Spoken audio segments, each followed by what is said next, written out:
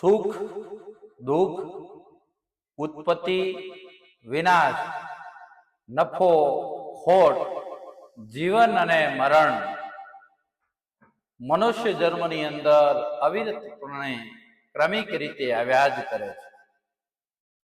ધીર પુરુષ હોય એનો હરખ કે શોક ના કરવો જોઈએ.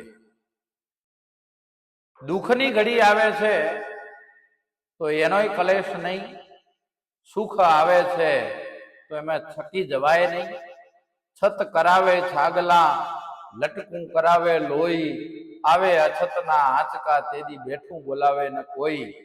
એમ સુખ કે દુઃખની કોઈ પણ ઘડીની અંદર એક સરખા રહીને દુઃખની ઘડી આવે તો એના શોર કે એના ઉત્પાતો મચાવવાના ના હોય. કારણ કે મનુષ્ય જન્મ ધારણ કર્યો છે તો સુખે આવે અને દુઃખે આવે. પછી ભલે ને અખિલ બ્રહ્માંડનો માલિક એ મનુષ્યનું સ્વરૂપ ધારણ કરી અને રામ બનીને આવે તો એને દુઃખ વેઠવા પડે છે. એ કૃષ્ણ બનીને આવે તો એને દુઃખ વેઠવા પડે છે. કારણ કે માનવ દેહ ધારણ કર્યો છે અને જેણે જેણે માનવ દેહ ધારણ કર્યો છે એ બધાએ હરખ અને શોક કર્યા વગર સુખ અને દુઃખની ઘડીઓમાંથી પસાર થવાનો છે. આ જીવ જ્યારે જગતમાં આવે છે ત્યારે મુઠ્ઠી બાંધી અને આવે છે. मुट्ठी बांध के आया जग में, हाथ पसारे जाना है, क्या लेके आया था बंदा, क्या लेके जाना है. मनुष्य करोड़ों कमानार व्यक्तिओ જ્યારે જગત છોડીને જાય છે ત્યારે કોડીએ સાથે લઈ જઈ શકતા નથી.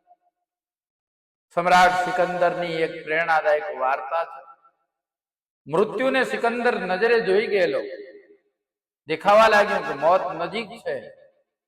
શહેનશાહ સિકંદરે પોતાના દિવાનને બોલાવીને કીધું હતું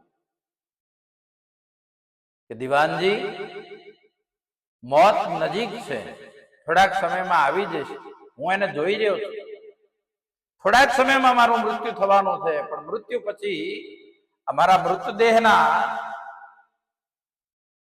દર્શન માટે મારા નગરજનોની અંદર મારા જનાજાને જ્યારે ફેરવવામાં આવે ને ત્યારે જનાજાની પાલખી છે એના બંને બાજુ મારા બે હાથ ખુલ્લા રાખી અને મારો જનાજો નગરમાં ફેરવજો. દિવાનજીને આશ્ચર્ય થયું. આશ્ચર્ય સહજ પૂછ્યું કે જહાંપના આમ કરવાનું કારણ શું?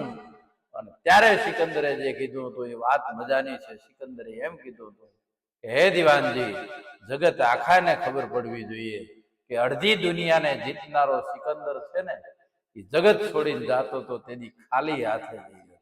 માટે ઈશ્વરના કૃપાથી પૂર્વજન્મના સંચિત ફળોને લીધે, પૂર્વજન્મના કર્મોને લીધે, માતા પિતાના કર્મોને લીધે આપણને આ મનુષ્ય જન્મની અંદર જો ધન સંપત્તિ પ્રાપ્ત થઈ હોય તો એને સદમાર્ગે વાળવાનો પ્રયત્ન કરજો.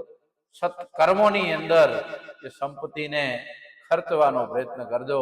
કારણ કે આપણે એમાંથી એક કોડીએ લઈ જવાના નથી.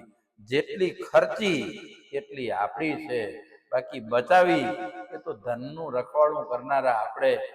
બેંકનો મેનેજર જેમ ધનનો ઢગલો હાચવીને બેઠો હોય, રૂપિયાની ઘડીઓ હાચવીને બેઠો હોય, એમ આપણે પાછલી પેઢીના વારસદારો માટે ધનના રખેવાળ બનીને બેઠા હોય.